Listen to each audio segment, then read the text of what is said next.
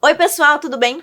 Hoje é comemorado o Dia Internacional da Mulher e eu tô muito feliz com o que eu venho contar pra vocês. No fim do vídeo, eu volto aqui com detalhes de uma promoção pro dia de hoje, mas eu vou logo contar o que eu vim contar. Há uma semana, eu fui informada da minha vitória em um processo judicial que uma feminista moveu contra mim.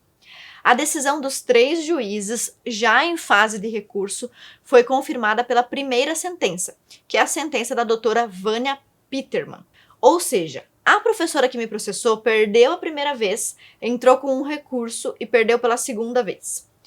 Muitos de vocês só me conhecem depois de eleita ou depois de publicar os meus livros, mas eu tive um longo caminho até chegar aqui. E já que hoje é Dia da Mulher, convém mencionar que foi um caminho muito difícil e sem ajuda nenhuma de feminista. Aliás, mais do que isso, muitas vezes, muitas feministas tentaram me prejudicar. Muitas vezes mesmo. E em algumas situações elas até conseguiram. 10 anos atrás, em 2012, eu era uma professora de escola pública com um salário digno, porém modesto. Eu tinha um apartamento financiado que levaria 30 anos para pagar e que eu pagava com muita dificuldade. Quem me conhece daquela época, ou da minha adolescência, da época da escola, sabe que eu nunca gastava dinheiro com bebida, festa ou com qualquer tipo de futilidade, roupa e coisa e tal. Primeiro, porque eu não gostava disso. E em segundo lugar, porque eu não teria como bancar essa vida de divertimentos. Então o que eu gostava de fazer mesmo era ler. E eu gastava todo o meu pouco dinheiro com livros. Naquela época, o meu marido tinha um salário muito modesto. Mas ele me permitiu parar de trabalhar, fazer o que eu fazia, para ir fazer mestrado e morar na capital. Então, eu morava de favor na casa de uma tia, que é uma das pessoas mais queridas que eu já conheci. Então, tia Irma Campanholo, se tu estiver assistindo, muito obrigada. Se não fosse você, hoje eu não estaria aqui, também, entre outros fatores. Obrigada mesmo. Bom, para fazer esse curso de mestrado, eu fiz muitos esforços. Eu não comprava absolutamente nada, além das passagens para ir e voltar, para ver a minha família lá no interior, em Chapecó, interior de Santa Catarina, e também gastava meu pouquíssimo dinheiro para comprar livros. Para ser aprovada na seleção desse mestrado, eu estudei muito e li livros que eu jamais escolheria ler por vontade própria, livros que eu não gostaria de ler. Eu excluí todas as minhas redes sociais até ser escolhida no programa de mestrado. Então, eu fui aprovada na prova escrita, no projeto e na entrevista. São as 3 etapas para você entrar no curso de mestrado. Depois dessas 3 etapas, eu então me tornei aluna do programa de mestrado de uma universidade pública aqui do meu estado. Depois disso, eu fui aprovada em todas as disciplinas do mestrado. Eu fui aprovada na banca de qualificação, fui aprovada na prova de proficiência e no estágio. Hoje, tem muita gente que diz, que tenta desqualificar o meu livro, dizendo que a tese dele foi reprovada naquele mestrado. Isso é mentira. A minha dissertação, que foi reprovada, foi uma dissertação sobre violência urbana na comarca de Chapecó até a década de 80. Ou seja, não tem nada a ver com os meus livros antifeministas. Nesse mestrado, como eu disse, eu fui aprovada em todas as etapas, até ser reprovada unicamente na banca final e sem prazo para readequação. Enquanto eu estive nesse curso, a minha vida foi muito infeliz. Eu era assunto de chacota, comentário torto o tempo todo, e quase ninguém gostava de mim. Aliás, só tinha um colega que era simpático. Esse menino era a única pessoa para quem eu podia perguntar sobre conteúdo, sobre livros necessários, tirar dúvidas, se eu faltasse na aula. Então, era a única pessoa com quem eu tinha um diálogo, sei lá, mais ou menos franco. Logo na primeira semana que eu estava lá estudando, lá, primeira semana do mestrado, os meus colegas fizeram denúncias por e-mail para minha orientadora, como se eu fosse um problema por ser cristã, ou sei lá, porque eles achavam que eu era conservadora.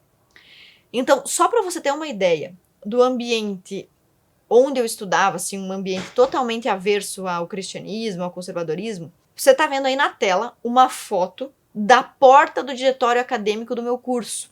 Uma ilustração de uma feminista nua pisando em uma cruz. E lá dentro para dentro dessa porta, o local era todo pichado, inclusive com dizeres assim, Satã reina, além de várias coisas obscenas, né?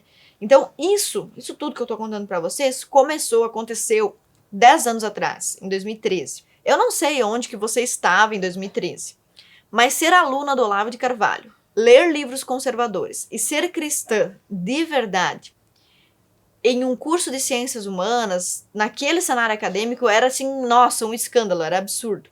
Tanto que certo dia, depois da professora já ter abandonado a orientação do meu trabalho e ter me mandado vários e-mails, essa mesma professora e os colegas de turma na aula dela começaram a me atacar durante a aula.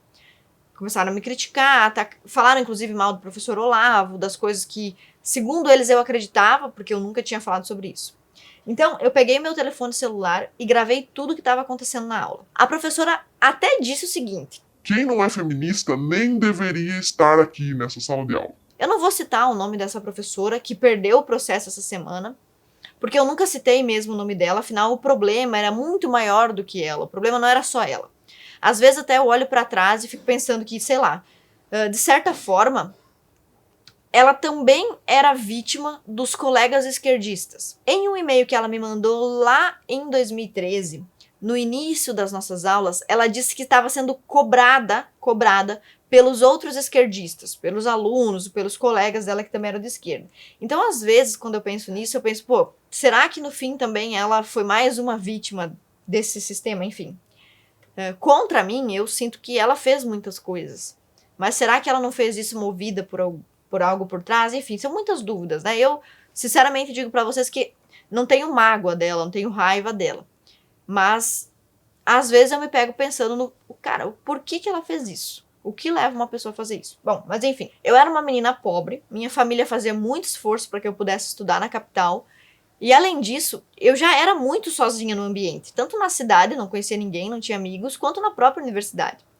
Além de tudo isso, eu também não abria a boca na sala de aula para falar nada, eu não criticava nada, eu não debatia nada, eu me resignava e fazia tudo que os professores mandavam. Eu só queria, como todo jovem iludido quer, pegar o meu título. Eu pensava que com o título de mestre, eu poderia ir mais longe na vida. Diante de tudo isso, a minha insignificância naquele cenário não fez com que ninguém, absolutamente ninguém tivesse pena de mim. Tipo, nenhum colega, nenhum professor. Estava clara a situação de distanciamento entre a minha pessoa e todas as outras pessoas daquele cenário, daquele ambiente, naquela sala de aula, enfim. E mesmo eu estando em situação de total, aparente, transparente desvantagem, ninguém nunca teve pena de mim. E, aliás, nem eu mesma, que eu não sou uma pessoa de ficar se vitimizando. Mas, no entanto, vamos lá. Na gravação que eu fiz daquela aula, em vários trechos, dá pra ver, o juiz deve ter visto, que eu estava chorando, pois eu estava sozinha contra todos os demais, incluindo a professora. E a gravação mostra que uma colega, que eu nem lembro agora o nome, mas ela tinha o cabelo curtinho, parecia ser muito bem de vida, viagem internacional, tablet da Apple, etc. Eu lembro dela dizendo que as minhas opiniões oprimiam as pessoas que estavam na sala de aula. Eu lembro que ela usou essa expressão. Acontece que o teu pensamento, Ana, é opressor. E aí eu lembro que eu respondi a essa colega: como é que eu tô oprimindo vocês se eu tô sozinha, ouvindo todos aqui me criticarem, dizerem que as minhas opiniões não prestam, aliás, opiniões que eles nem sabiam, que eles achavam que eram minhas. Então, eu disse pra ela, olha, eu que sou a minoria aqui, como é que eu tô oprimindo vocês? Bom, enfim. De 2013 até 2018, quase tudo deu errado na minha vida. Depois que essa professora abandonou meu trabalho de mestrado, o orientador que substituiu essa professora era ex-marido dela. E mesmo esse orientador, ele foi alterado mais uma vez, semanas antes da defesa da dissertação. Ou seja, eu tive 3 orientadores e um deles abandonou o trabalho no começo, essa professora, por causa que ela descobriu que eu não era feminista. O outro orientador, que era marido dela, também deixou a minha orientação semanas antes da defesa. Além disso, o tema que eu estava estudando quando eu entrei no mestrado, que era um tema que eu estudava há muitos anos, foi simplesmente jogado no lixo e eu tive que fazer uma dissertação sobre um tema que era de conhecimento do orientador, mas que eu mesma, eu especificamente, não dominava. Então, mesmo assim, eu fiz uma vasta pesquisa, um trabalho totalmente aprovável, um trabalho bom, com mais páginas do que o normal, com referências bibliográficas, caprichado. Eu sempre fui uma boa aluna, isso na escola, ensino médio, faculdade, sempre tirei excelentes notas, sempre fui destaque, desde sempre lembrei de ter sido uma boa aluna. E no mestrado não foi diferente. Só que, no entanto, né, apesar de tudo isso, o meu trabalho foi reprovado. O que é ainda mais estranho se a gente levar em conta que esses mesmos professores, o mesmo corpo docente, aprovava trabalhos na minha opinião, muito piores. Como, por exemplo, um trabalho baseado em filme pornô. Então, eu senti que aquela professora feminista tinha me prejudicado muito. E aí eu a processei e comecei a falar sobre esse processo.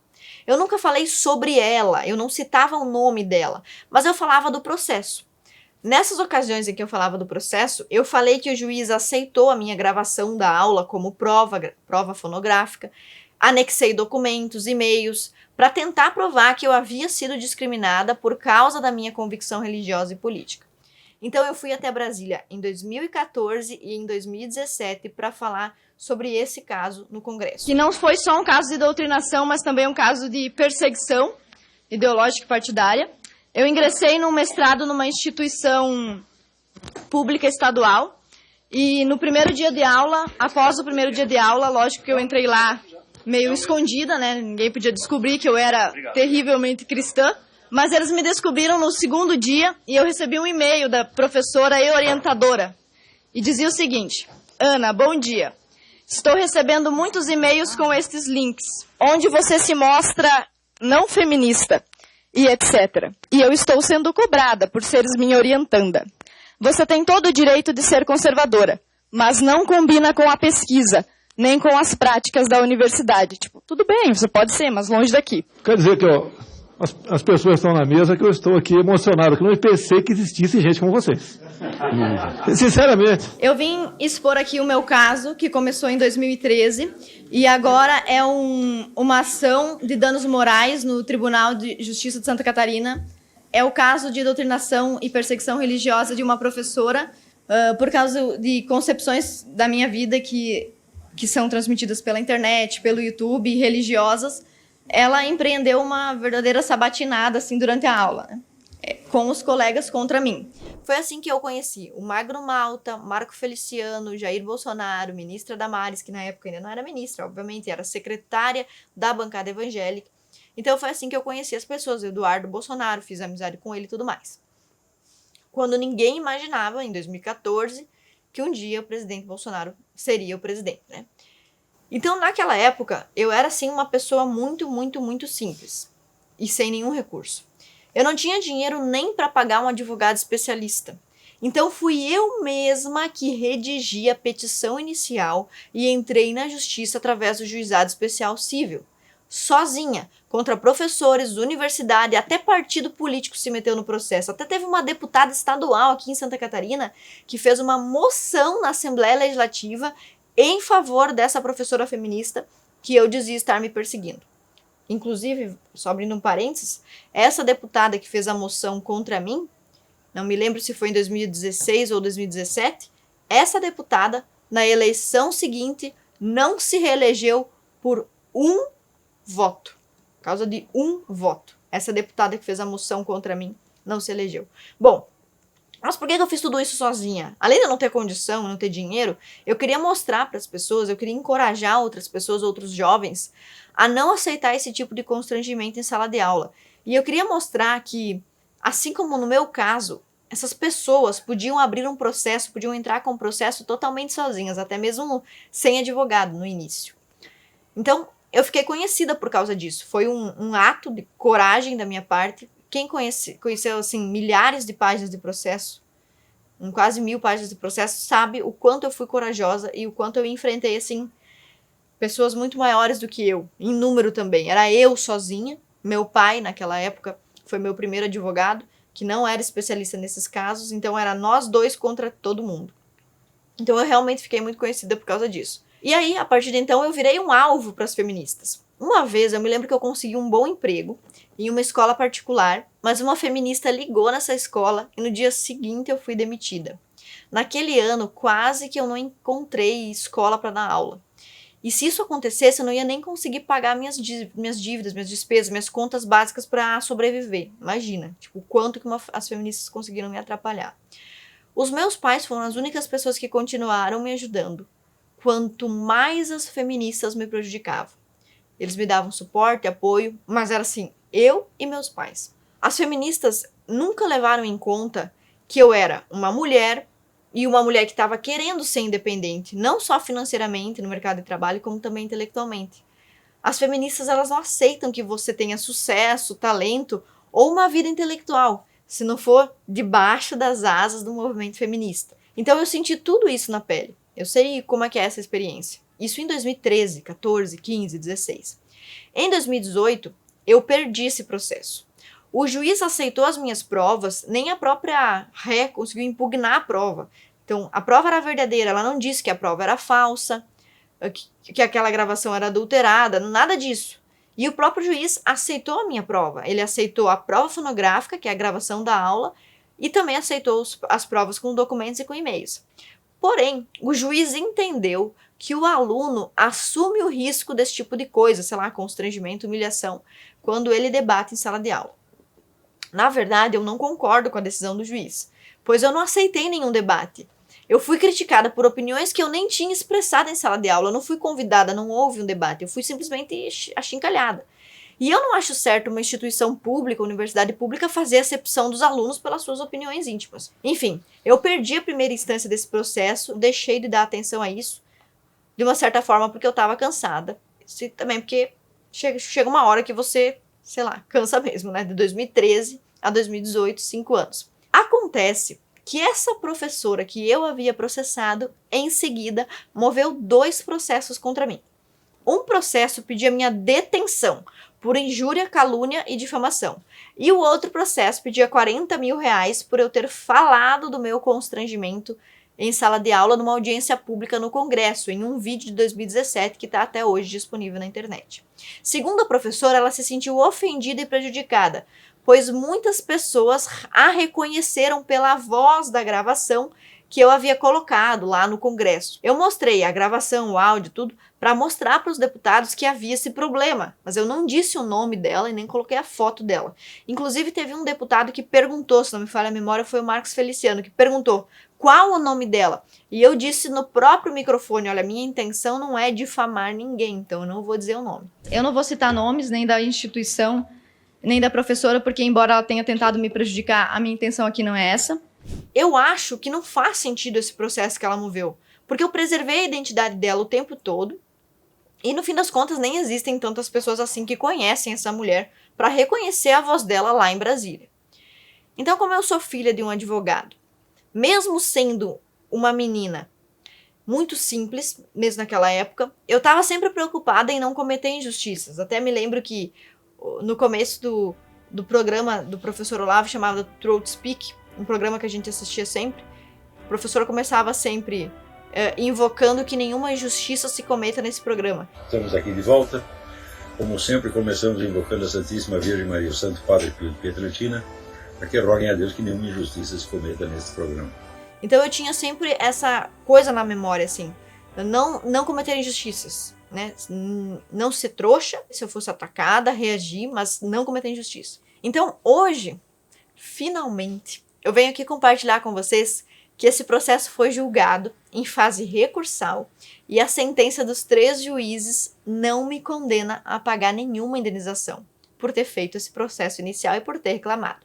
Então eu não vou precisar pagar indenização nenhuma e os meus 2 advogados ainda vão receber honorários sucumbenciais. A sucumbência é o princípio no direito pelo qual a parte que perde, ou seja, a professora que me processou, é obrigada a pagar os honorários do advogado da parte vencedora. Enfim, além de não precisar pagar nenhuma indenização, ela vai ter que pagar os honorários dos advogados. Sabe, eu queria que você pensasse um pouco no meu caso. Eu era uma mulher jovem tentando melhorar de vida através do trabalho e do estudo. Em 2011, por exemplo, eu fazia 2 faculdades. Um tempo depois eu comecei a trabalhar 60 horas por semana dando aula. Então eu saía de casa às 7 da manhã e chegava em casa perto das 11 da noite, dando uma aula atrás da outra. História, geografia, ensino religioso em escolas públicas. Assim, era um trabalho completamente extenuante. Não tinha folga. 60 horas de aula, quero que você imagine isso. Então, o que eu sonhava naquela época? Eu queria só o que muita gente quer. Talvez você está me assistindo aqui, seja jovem, adolescente, queira a mesma coisa. Eu só queria trabalhar menos e ganhar mais dinheiro para ter uma vida de qualidade. Eu acho que isso aí é o sonho de, sei lá, todo brasileiro médio, uma pessoa normal que é isso. Ninguém quer trabalhar 60 horas por dia. para conseguir pagar suas contas básicas. Todo mundo quer trabalhar menos, ganhar mais, então eu sonhava com uma vida um pouco melhor, sonhava em ter filhos, sonhava em ter um emprego que não me esgotasse tanto como aquele emprego que eu tinha na época, eu chegava em casa às 11 da noite cansadíssima. Então eu era uma menina simples, mas eu não tinha nenhum poder e eu não tinha nem a quem recorrer, eu não tinha grande apoio partido político. Eu não representava uma ameaça para ninguém. Eu simplesmente era uma menina comum que levava minha religião a sério e tinha sonhos simples. Eu só queria pegar meu título de mestre. Quando Simone de Beauvoir, que é a matriarca do feminismo francês, escreveu o livro dela chamado O Segundo Sexo, ela disse algumas verdades, como por exemplo, ela disse que muitas mulheres deixam de apoiar a causa feminista porque a cumplicidade com os homens é muito mais vantajosa. Ela cita isso no livro dela. Isso é verdade. O problema é que a Simone de Beauvoir escreveu isso num tom pejorativo. Ela queria dizer que as mulheres fracas são as que procuram a proteção dos homens e que preferem a cumplicidade com o homem do que o engajamento político feminista. Agora, pensa comigo. Eu não sou uma mulher fraca, eu sei que você sabe disso. Então, por aí, a gente vai começar a desbancar a forma pejorativa como a Simone e outras feministas se referem a nós, mulheres comuns. Nós somos mulheres normais, mulheres comuns, não mulheres fracas. Eu sei que talvez você não saiba muito sobre a vida de Simone de Beauvoir, e eu sei um pouco. Então, o que eu sei é que ela se apaixonou por um filósofo dominador, sexualmente devorador, chamado Jean-Paul Sartre. Mas ela nunca conseguiu conquistar o Sartre de verdade. Então, durante toda a vida dela, a Simone viveu para agradar e fazer as vontades de Sartre. Ela chegava a arrumar meninas de 17, 18, 19 anos para que ele desvirginasse. Ele não era um cara muito bonito, ele não era muito atraente, só que ele era um devorador sexual. E a Simone de Beauvoir, que era assim, muito bonita e talentosa, ela conquistava as meninas, aliciava as menores de idade, refugiadas, e depois entregava essas meninas para Sartre desvirginar ou para eles fazerem sexo a três. Então, Simone era uma mulher que vivia para agradar Sartre. Quando ele morreu, ele deixou toda a herança dele para uma das suas amantes e não para Simone. Então eles tiveram 50 anos de relacionamento aberto, nunca moraram juntos como num casamento de verdade, mas quando Sartre morreu, a Simone tentou deitar junto com ele na cama, queria se juntar no corpo dele no leito de morte no hospital, embaixo dos lençóis. E ela ficou tão mal com a morte dele que chegou a ficar doente nas semanas seguintes. Então essa mulher, a Simone, foi quem escreveu que as mulheres que se unem aos homens são fracas. Olha, para mim, sinceramente, Simone de Beauvoir e todas essas feministas não são referência de nada, não são exemplo de nada. Mulheres assim só me prejudicaram ao longo de toda a minha vida. Esse tipo de mulher só apareceu na minha vida para tentar boicotar meu livro, boicotar meu lugar de fala, boicotar meus espaços de poder, minhas tentativas de crescer na vida. Então, para mim, mulheres como Simone de Beauvoir só serviram para isso. Você pode não ter passado por tudo isso que eu passei por causa desse movimento, mas você pode ouvir a minha história e aprender com isso. Até hoje, eu continuo enfrentando esse tipo de coisa, mas eu só venho contar para vocês quando a vitória é certa, porque eu não sou uma pessoa de ficar reclamando. E claro que hoje, eu não sou mais aquela menina indefesa que eu era quando eu tinha 22, 23 anos. Eu sou uma mulher forte, porque depois de todas essas coisas que eu enfrentei quando eu estava praticamente sozinha, hoje eu tô aqui. Você me conhece, você sabe da seriedade do meu trabalho, você sabe dos talentos que eu tenho, você conhece meus livros, sabe que eu sou deputada estadual, sabe que eu sou a única mulher líder de bancada dentro da Assembleia Legislativa. No meio de todas as deputadas feministas e vários deputados homens, eu sou a única líder mulher de bancada. Nenhuma feminista é líder de bancada, eu tenho um trabalho de respeito, sou representante de vários deputados na Comissão de Constituição e Justiça, tenho os livros que venderam quase 100 mil cópias, tem mais de 15 mil alunos nos meus cursos, então eu sei que você sabe que eu sou uma mulher forte e de talento. Mas olha, eu não cheguei aqui sozinha. Sempre que alguém me estendeu a mão, eu aceitei. No meu caso, foram quase sempre homens que me ajudaram a ser forte. Hoje é o Dia Internacional da Mulher. É uma data inventada por socialistas feministas. Mas vamos abstrair isso um pouquinho. Eu quero que você pense nessa minha história e encare como uma motivação para tirar da sua cabeça qualquer resquício de mentira sobre o feminismo estar aqui para te proteger e para te representar. Tem muita menina, adolescente, jovem, moça recém-casada que está se virando contra seu próprio pai, contra seu namorado, contra seu marido, por causa de caraminholas que as feministas colocam na cabeça das mulheres sobre sororidade, sobre o movimento de mulheres, sobre como os homens são maus. Então, olha, por favor, não faça isso com a sua vida. A menos que você queira acabar, sei lá, espiritualmente igual a Simone de Beauvoir, agarrada em um cadáver espiritual. Mas vamos voltar a falar da minha história. Quando eu fui informada, então, da data do julgamento do meu processo, eu comecei a pensar em formas de compensar qualquer tentativa de me calar. Primeiro eu comecei a pensar sozinha, depois eu compartilhei com os meus amigos. Por que isso está acontecendo? Quais podem ser os resultados? Quais podem ser as consequências? A primeira coisa que eu fiz foi escrever aquela publicação pedindo para todos os meus seguidores que orassem por mim. Vocês lembram dessa publicação? Por aqui em algum lugar. Então, eu não disse para vocês qual era o motivo, mas eu disse que Deus sabia e iria me atender. Então, depois de orar, pedi que vocês orassem, finalmente eu comecei a planejar algo prático. Eu já estou um pouco acostumada com esse negócio de processo, eu tenho vários. Mas mesmo assim eu nunca gosto de passar por isso. Eu sei que esse pessoal quer ganhar dinheiro. Até por isso a indenização que eles pediram é uma indenização em dinheiro no valor de 40 mil reais. Mas vejam, nós precisamos entender que nem tudo é sobre dinheiro. O dinheiro, nesse caso desse processo, era apenas uma forma de punir ou intimidar. Uma forma de tentar me cansar de fazer o meu trabalho. Por mais que eu tenha um bom salário como deputada, com a venda dos meus livros, ninguém gosta de perder 40 mil reais por causa de uma decisão injusta. Então, é muito dinheiro. Se eu perdesse esse dinheiro, essa pessoa sentiria que conseguiu me ferir ou me fazer repensar se vale a pena lutar pelos meus princípios. Pelo antifeminismo, correr atrás de uma mudança cultural, desmascarar as feministas, enfim. Essa pessoa deve ter planejado me cansar. Então, eu reuni minha equipe de amigos, minha equipe de trabalho, meu marido, minha família e conversei com eles. Porque sempre é possível perder um processo desse, por mais que a gente tenha razão. Então, seria, sei lá, possível que eu tivesse que pagar um alto valor. Então, conversando com essas pessoas, com a minha família, com os meus amigos, eu disse assim, olha, nós não podemos permitir que um revés jurídico, caso a gente perca, ou uma indenização, diminua o nosso ânimo de trabalhar ou de alcançar nossas ideias. Se a gente perder ou se a gente ganhar esse processo, nós vamos multiplicar esse valor em trabalho, em retorno para a sociedade, para as pessoas que acreditam no mesmo que a gente. E eu, conversando com eles, falei, e aí, para fazer isso acontecer, esse retorno acontecer, o que a gente poderia fazer? Aí nós todos juntos pensando, a primeira coisa que eu pensei foi em doar 40 mil reais em livros, o que daria aproximadamente 500 livros. Então eu pensei, olha, isso tudo tem a ver com os meus livros, com o que eu defendo. Tem a ver com as coisas que eu escrevi. Então a melhor forma de dar o troco é distribuir gratuitamente para o número maior de pessoas possível o que eu escrevi. É espalhar ainda mais as minhas ideias. Aí um dos nossos amigos mencionou que não era legal um político distribuir coisas de graça justamente em ano eleitoral. E que isso podia, sei lá, parecer favorecimento de algumas pessoas, enfim, essas coisas. Então todo cuidado é pouco. Então, a gente chegou numa solução.